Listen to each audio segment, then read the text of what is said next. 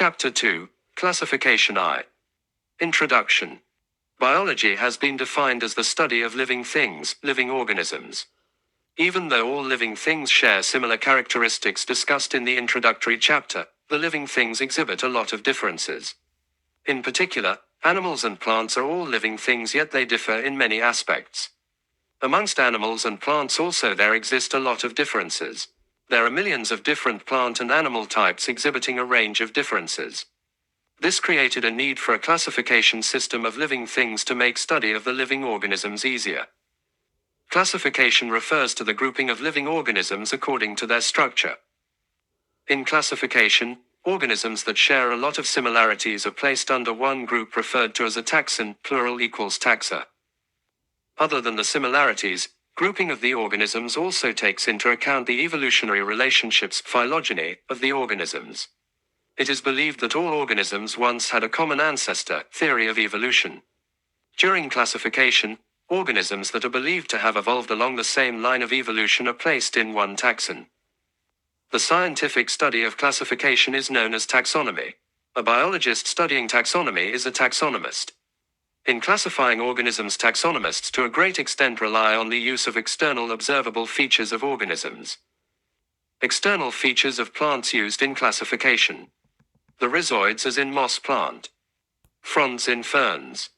The type of root, taproot, adventitious, fibrous, prop, buttress roots. Stem presence and type. Presence or absence of flowers. Type of leaves, simple or compound, leaf venation parallel or network veined. Presence and types of fruits and cones. External features of animals used in classification. Tentacles in hydra. Body covering feathers, scales, hair or fur. Shells in snails. Wings in birds. Proglottids in tapeworms. Mammary glands in mammals. Locomotory structures. Body pigmentation.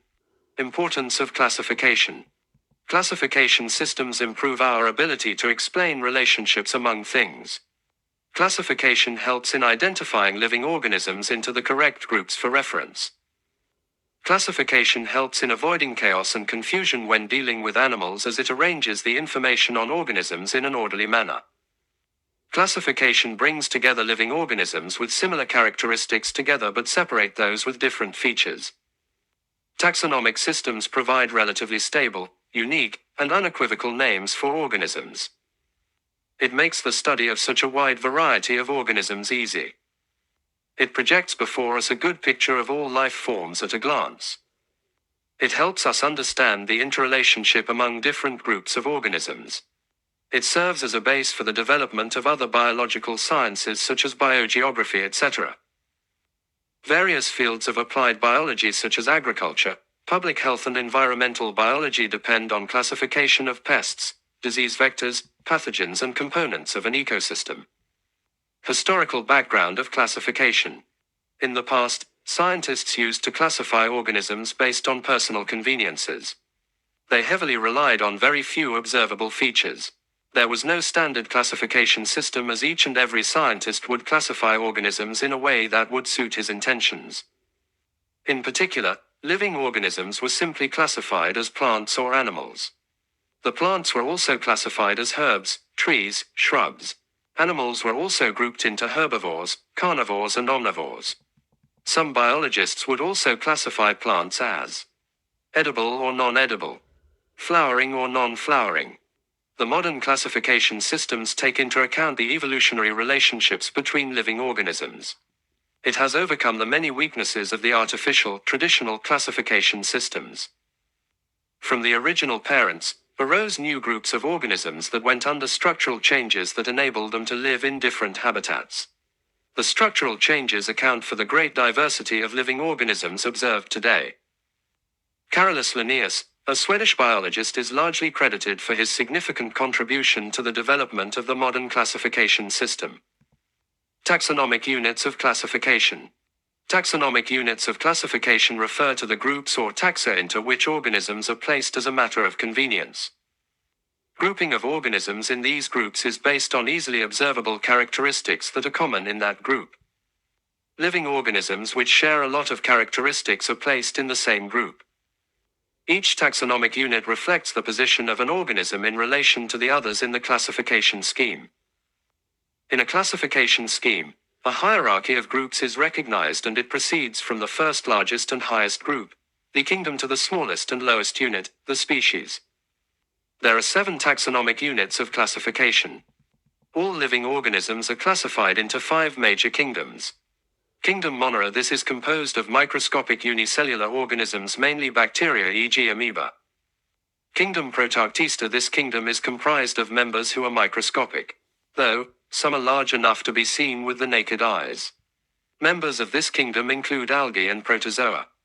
Kingdom Fungi. Members of this kingdom comprises the mushrooms, toadstools, molds and yeast. Kingdom Plantae. This kingdom comprises the moss plant, ferns, maize plants, hibiscus, merry oak tree, etc. Kingdom Animalia. Members of this kingdom include the tapeworms, hydra, fishes, human beings, lizards, earthworms, etc. In hierarchy of classification, a kingdom is further divided into several phyla, plural of phylum, or divisions in plants. Within the phyla or divisions, organisms are further sorted out into groups known as classes based on their similarities and mode of life. Each class is further subdivided into small groups called orders based on structural similarities. Orders subdivide into families, which subdivide into genera, plural for genus. Genera are then subdivided into smaller units of classification called the species.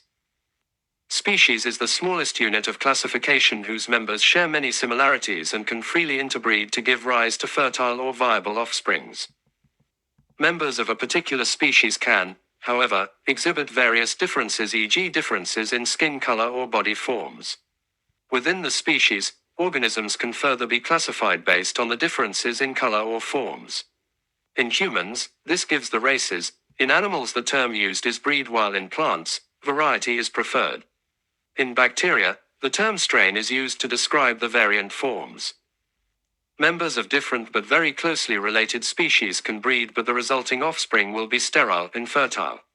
In particular, a mule is a sterile offspring between a horse and a donkey. Moving from kingdom to species, it is important to note that the number of organisms in each taxon decreases. The similarities, however, increase as one moves from kingdom to species. Scientific naming of living organisms. Scientific naming involves assigning an organism 2 names in Latin language. The naming system was developed by Carolus Linnaeus in the 18th century.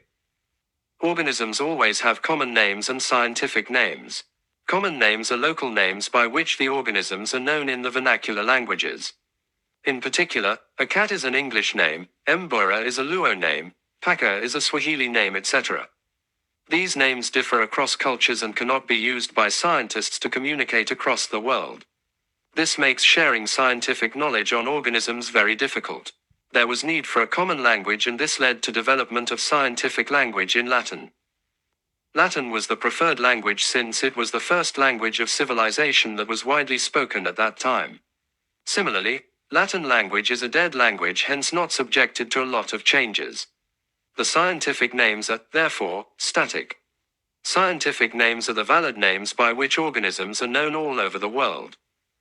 In scientific naming, an organism is assigned a specific name that is unique. The specific name adopts 2 names. This implies that the specific scientific name of an organism has 2 names. This double naming system is known as binomial nomenclature. In binomial nomenclature, an organism is assigned its genus name and species name. Assigning of scientific names to living organisms is governed by a definite set of rules which are internationally recognized and referred to as binomial nomenclature, which literally means the rule of double naming system. Rules of binomial nomenclature. Binomial nomenclature requires that the first part of the scientific name is that of the genus name, which should begin with a capital letter. The second name is that of species. The species name should be written in small letters, e.g.